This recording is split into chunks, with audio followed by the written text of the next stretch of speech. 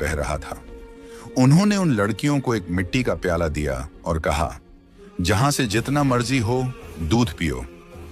लड़कियां बहुत खुश हुईं और मिट्टी के प्याले में दूध भरकर पीने लगीं। जब उनका पेट भर गया तो वे बुजुर्ग का शुक्रिया अदा करके घर वापस आ गईं। इसके बाद उनका रोज का यह मामूल हो गया कि वे तालाब के पास जाती और मिट्टी के प्याले में दूध भरकर पी लेती। उनकी सौतेली माँ उनकी सेहत देखकर हैरान थी।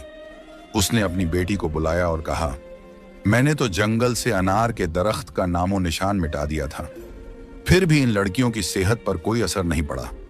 मैं तो इन्हें पेट भर खाना भी नहीं देती। आखिर ये ऐसा क्या खा रही हैं जिससे इनकी सेहत इतनी अच्छी हो रही है? उसने अपनी बेटी से कहा, इनका पीछा करो और पता लगाओ कि ये क्या खाती हैं। लड़की फिर से अपनी बहनों का पीछा करते हुए जंगल में गई। जब तीनों मिट्टी के प्याले से दूध पी रही थीं, तो ज़ैनब ने पीछे मुड़कर देखा। उसने अपनी सौतेली बहन को चुपचाप खड़ा देखकर बाकी बहनों से कहा, देखो ये लड़की फिर हमारा पीछा कर रही है। ज़ैनब ने अपनी बहनों से कहा, तुम लोग जल्दी उठो और इसे यहां से भेजो, क्योंकि अगर इसने हमारे तालाब को देख लिया तो यह घर जाकर सब बता देगी और फिर घर में हंगामा खड़ा हो जाएगा। लेकिन ज़ैनब की बड़ी बहनों ने उसे डांटते हुए कहा, तुम्हारा आखिर मसला क्या है? माना कि हमारी सौतेली माँ हम पर जुल्म करती है, लेकिन इसमें इस बेचारी का क्या कसूर? ज़ैनब यह सुनकर चुप हो गई। इसके बाद तीनों ने अपनी सौतेली बहन को नदी के पास बिठाया और मिट्टी के प्याले में दूध भरकर उसे दिया। उस लड़की ने दूध पिया और जल्दी से अपनी माँ के पास पहुंचकर तालाब और दूध वाली पूरी बात बता दी।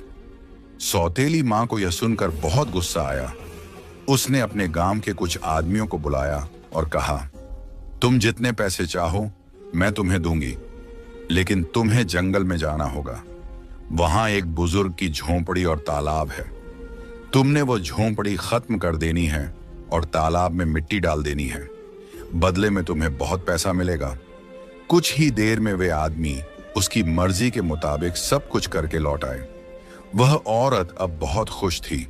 अगले दिन जब तीनों बहनें जंगल में गईं, तो उन्होंने देखा कि वहां न तो तालाब है और न ही बुजुर्ग की झोंपड़ी। यह देखकर उन्हें पहाड़ जैसा दुख हुआ। वे वहीं बैठकर रोने लगीं और भूखी प्यासी अपने घर लौट आईं। उनकी सौतेली माँ यह देखकर बहुत सुकून महसूस कर रही थी। एक दिन वह फिर बीमारी का बहाना बनाकर लेट गई। शाम को जब करमदीन घर आया तो उसने अपनी बीवी को प्यार से कहा, चाहे मेरा सब कुछ बिक जाए, लेकिन मैं तुम्हें कुछ नहीं होने दूंगा। तुम्हारा इलाज सबसे अच्छे डॉक्टर से करवाऊंगा। लेकिन उसकी बीवी कुछ और ही चालें चल रही थी। उसने कहा, आपको इतना कुछ करने की जरूरत नहीं है। मेरी जिंदगी बचाने के लिए बस एक छोटा सा काम करो। करमदीन बोला, जल्दी बताओ क्या करना है, मैं वही करूंगा। उसकी बीवी बोली, तुम अपनी तीनों बेटियों का खून निकालकर मेरे हाथों और पैरों की हथेलियों पर मल दो, तभी मैं ठीक हो सकती हूं। यह सुनकर करमदीन की आंखों में आंसू आ गए, क्योंकि वह अपनी बेटियों से बेहद मोहब्बत करता था। वह चुपचाप कमरे से बाहर निकला और अपनी बेटियों को ढूंढने लगा, लेकिन बेटियां घर में नहीं थीं। वह परेशान होकर उन्हें ढूंढते ढूंढते कब्रिस्तान पहुंचा। वहां उसने देखा कि उसकी तीनों बेटियां अपनी मां की कब्र के पास बैठकर रो रही हैं। यह देखकर करमदीन का दिल कांप गया। एक तरफ उसकी बीवी की ख्वाहिश थी और दूसरी तरफ उसकी बेटियों की जिंदगी। करमदीन को समझ नहीं आ रहा था कि वह क्या करे।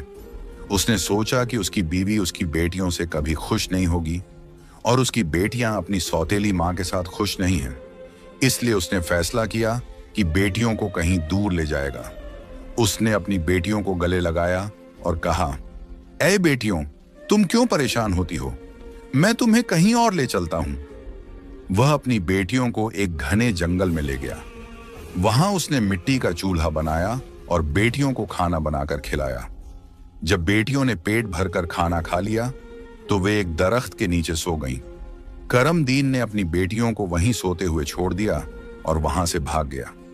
उसके दिल में यही ख्याल था कि कम से कम मेरी बेटियां जिंदा तो रहेंगी और अपनी सौतेली मां के जुल्म से बची रहेंगी। रास्ते में उसने एक हिरण का शिकार किया और उसका खून लेकर अपनी बीवी को दे दिया। उसकी बीवी ने वह खून अपने हाथों और पैरों पर लगाया और खुश होकर कहा, अब मुझे आराम है। उसे यकीन हो गया कि करमदीन ने अपनी बेटियों को मार दिया। दूसरी तरफ जब तीनों बहनें जागीं तो उन्होंने देखा कि उनका बाप उन्हें छोड़कर जा चुका है। वे अपने बाप को पुकारने लगीं। जंगल में जंगली जानवरों की आवाजें सुनकर वे डर गईं और रोने लगीं।